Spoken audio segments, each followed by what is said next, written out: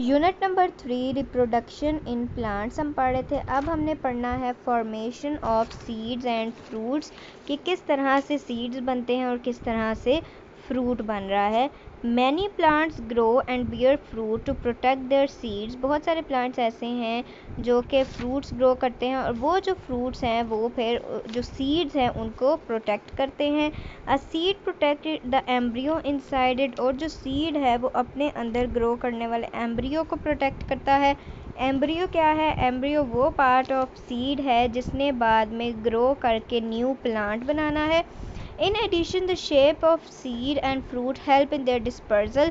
इसके साथ जो शेप होगी उस सीड और फ्रूट की वही डिसाइड करेगा कि किस तरह से जो सीड है उसने डिस्पर्स करना है, यानी किस तरह से उसने स्प्रेड करना है। Seeds after fertilisation an ovule become a seed. Fertilisation के बाद ओव्यूल जो है वो सीड बन जाता है। The embryo and its store of food are covered by a tough seed coat. और जो एम्ब्रियो है और साथ ही साथ जो एम्ब्रियो के लिए जो फूड सीड के अंदर स्टोर हुआ है उसके अराउंड एक टफ कवरिंग आ जाती है जिसको हम क्या कहते हैं? सीड कोट कहते हैं। The most important part of seed is it's embryo. सबसे ज़्यादा इम्पॉर्टेंट पार्ट एक सीड का उसका एम्ब्रियो है। Embryo grows into a new plant.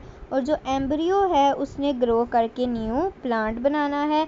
The embryo consist of following parts. Embryo के अंदर ये जो पार्ट्स हैं 3 पार्ट्स प्रेजेंट होते हैं। नंबर 1 है रेडिकल, नंबर 2 है प्लूम्यूल और नंबर 3 है कॉटिलेडन। सबसे पहले हम पढ़ेंगे रेडिकल के बारे में। The part of embryo develop into the first root of the new plant. ये जो पार्ट है रेडिकल उसने ग्रो करके पहली रूट बनाना होता है प्लांट का। वो पार्ट ऑफ एम्ब्रियो जिसने ग्रो करके पहली रूट बनानी है उस न्यू प्लांट की, उसको हम क्या कहते हैं? रेडिकल कहते हैं। नेक्स्ट है plumule. This part of embryo develop into the first shoot of the new plant. और वो पार्ट ऑफ एम्ब्रियो जिसने डेवलप करने के बाद पहली शूट बनानी है, पहली स्टेम बनानी है उस न्यू प्लांट की, उसको हम कहते हैं प्लूम्यूल। नेक्स्ट है cotyledon. This part of embryo supplies food to the growing young plant. और जो कॉटिलेडन है वो उस ग्रोइंग एम्ब्रियो को फूड प्रोवाइड करने का काम करता है, यानी उस कॉटिलेडन के अंदर जो है वो फूड स्टोर हुआ होता है। इस डायग्राम में भी हम देख रहे हैं कि ये एक सीड है, उसके अंदर ये एम्ब्रियो जो है वो ग्रो कर रहा है। सबसे पहले जो स्टेम बनेगी उसको हम क्या कहेंगे? प्लूम्यूल। और वो पार्ट जिससे पहली रूट ग्रो कर रही है उसको हम कहते हैं रेडिकल। साथ ही साथ सीड कोट दिखाया है उन्होंने और कॉटिलेडन दिखाया है। कॉटिलेडन क्या है? वो पार्ट जहाँ पर सीड का जो है एम्ब्रियो का जो है वो फूड स्टोर हो। नेक्स्ट हमने पढ़ना है फ्रूट के बारे में। The ripened ovary is called a fruit. जब एक ओवरी जो है वो ग्रो कर जाती है वो क्या बना देती है? फ्रूट बना देती है। The ovary wall form the fruit wall. और जो ओवरी की वॉल होती है वो ग्रो करके फ्रूट की वॉल बना लेती है, कॉल्ड द पेरिकार्प। और जो फ्रूट की वॉल है उसको हम क्या कहते हैं?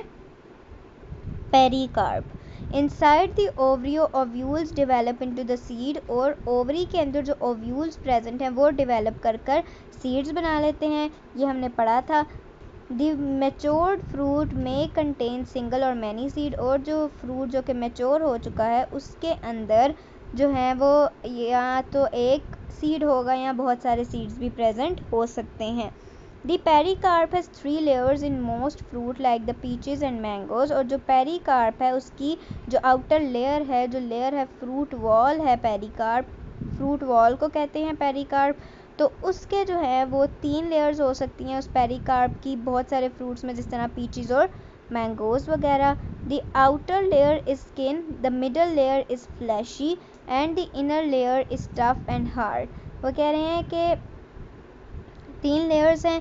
जो आउटर लेयर है वो सिर्फ उस फ्रूट की स्किन होगी, मिडल लेयर जो है वो फ्लैशी होगी, उसके अंदर वो जो सारा फ्रूट है वो होगा, और जो बिल्कुल जो इनर लेयर है वो बहुत ज़्यादा टफ होगी, हार्ड होगी, क्योंकि उसके बिल्कुल बाद जो है वो सीड प्रेजेंट होगा।